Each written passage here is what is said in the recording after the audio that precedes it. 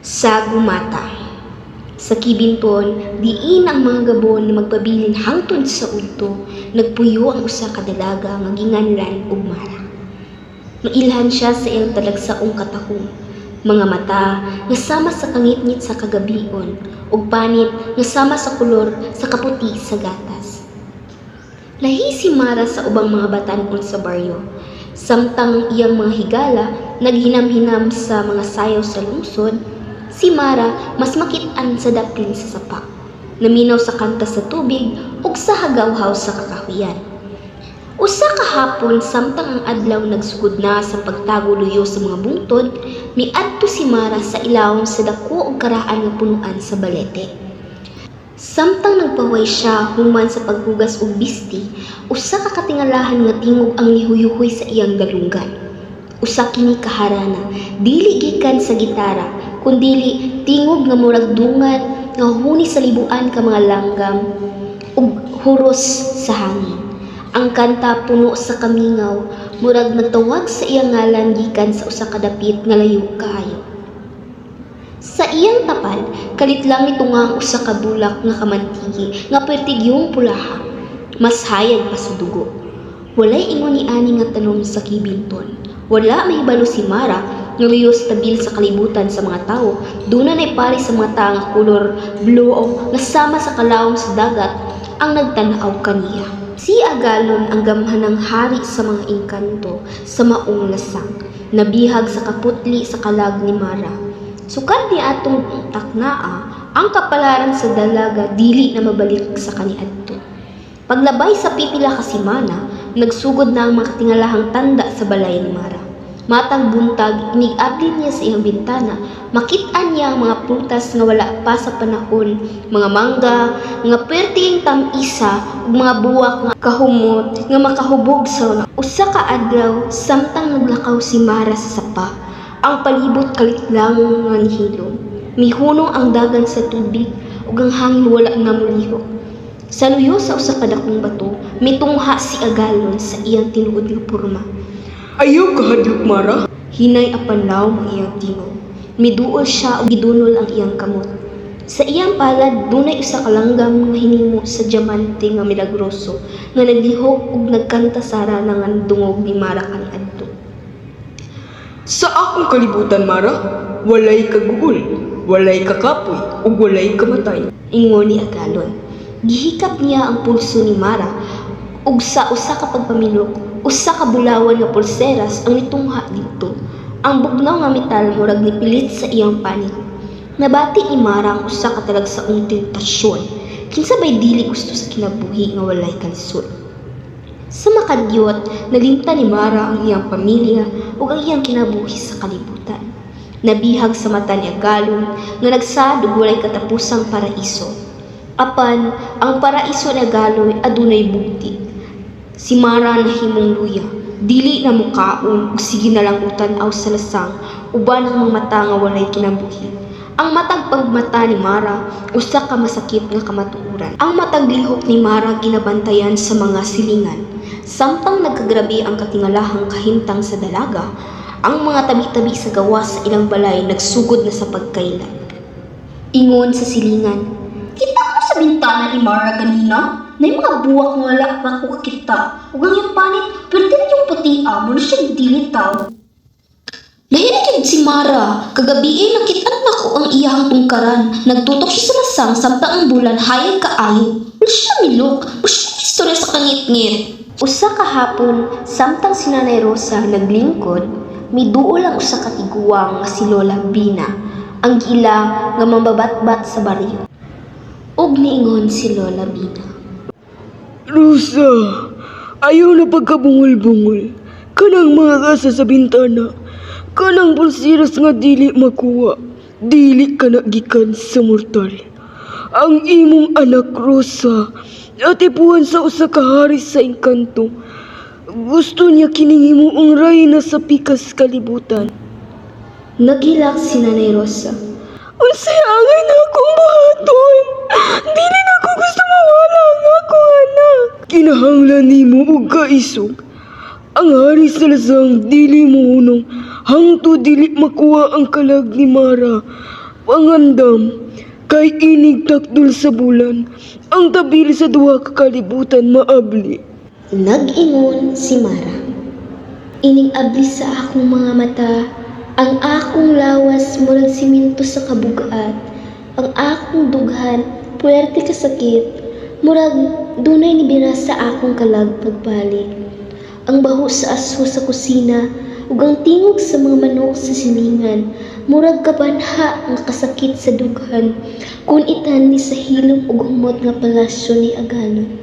Kada gabi ang iyang kalagi dala ni Agalon sa usa ka dapit nga walay kag-ul. Sa iyang damgo, si Mara naglakaw sa usa ka salog nga ginamas sa itong nga marmol nga nagsidlak sama sa tubig. Sa palibot, ang mga haligi sa palasyo dili bato, kundili mga karaan nga kahoy nga giputos sa bulawan nga mga paras. Ang kisami mao ang mismong langit, diin ang mga bitukon murag mga diamante nga mahimo ra niyang ikapon. Tan-awa kini Mara, dinhi ang musika dili matapos. Walay singot nga motulos sa imong agtang, walay lapok nga mopilit sa imong mga tiil. Mahimo kang rayna dinhi Mara, ang tanang engkanto mayukbo kanimo. Dili ba kini mas maayo kaysa sa imong kinabuhi sa kibinton, diin ang kabus ug kamatayon nagulat lang kanimo? Ang iyahang inahan, si Nanay Rosa, nakabatyag sa katingad-an. Mara, anak, kauna! Hangyo ni Nanay Rosa. Gimata ni Nanay Rosa iyahang anak, kay dagko na kaayo ang singot ni ini. Apan si Mara, igulang mututok sa iyang bulawan nga pulseras nga nagsugod na og pagsidlak ug blue nga kahayan. Nagsigi og litok. Ma, naa na si Agalon. Ang iyang tingog mihinay na. Usa ka gabi samtang ang bulan hapit na mutakdol, nakit-an ni Nanay Rosa si Mara nga nagbarog sa tunga sa ilang sala.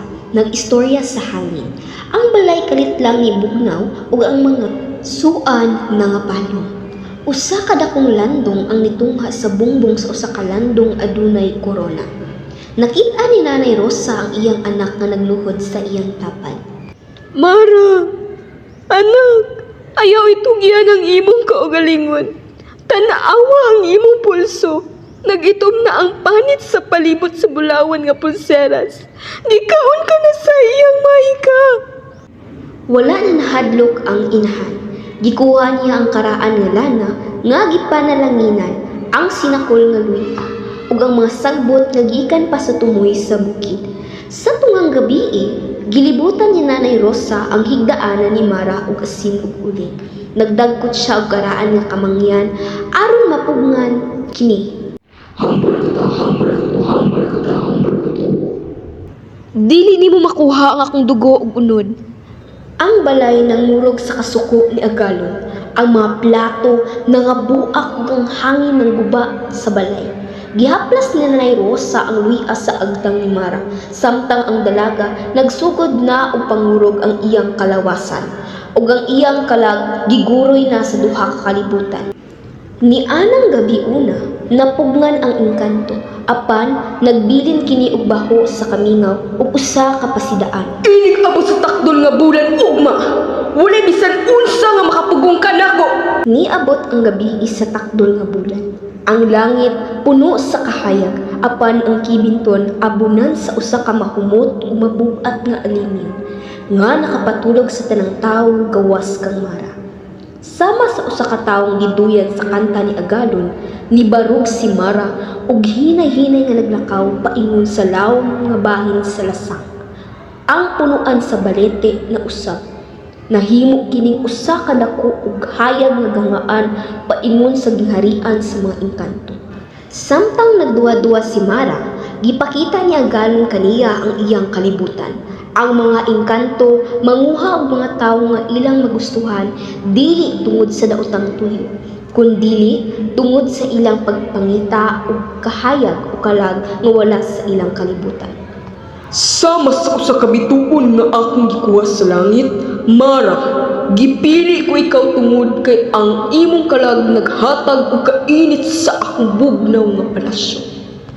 Niining taknaa, Nadungog ni Mara ang hilak sa iyang inahan gikan sa layaw. Mara, balikan ako. At tinuod nga kinabuhi na sa masakit na akong giapitan. Dili sa mulawang na walay kasi. Agalon, imong gihimo ang tanan.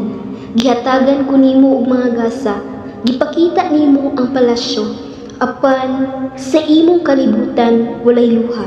Ug kun walay luha, walay usab tinuod nga kalipay. Ang akong pagkatawo naa sa akong kasakit ug sa akong paghigugma sa mga butang mahanaw ra. Mas gusto ko nga gawas nun isip tao kaysa magpabilin nga bituon sa imong kalibutan nga walay kasikas. Busa, pabalikan ako. Sa paglabay ni Mara sa bugas, ang dagway ni Agalon na usab. Ang palasyo nagsugod og kagusba. Ang mga haliging bulawan nahimong mga gamot sa kahoy, ug ang korona nga kahayag nahimong mga laya nga dahon. Pildi ko sa imong kasing-kasing Mara. Lakaw, apan hibalui kini Mara. Sa matag higayon nga mulingi ka sa lasang, mahinumdum ka nga dunay usa ka hari nga andam muhatag sa iyang gingharian para lang sa usa nimo kapahi. Nakamata si Mara sa ilawom sa baliti. Ang iyang ulo anaa sa sabakan ni Nanay Rosa. Ang mga silingan lakip si Lola Bina nagpundok sa palibot. Nagdala og mga sulok. Nibalik na siya. Naputol na ang sumpa.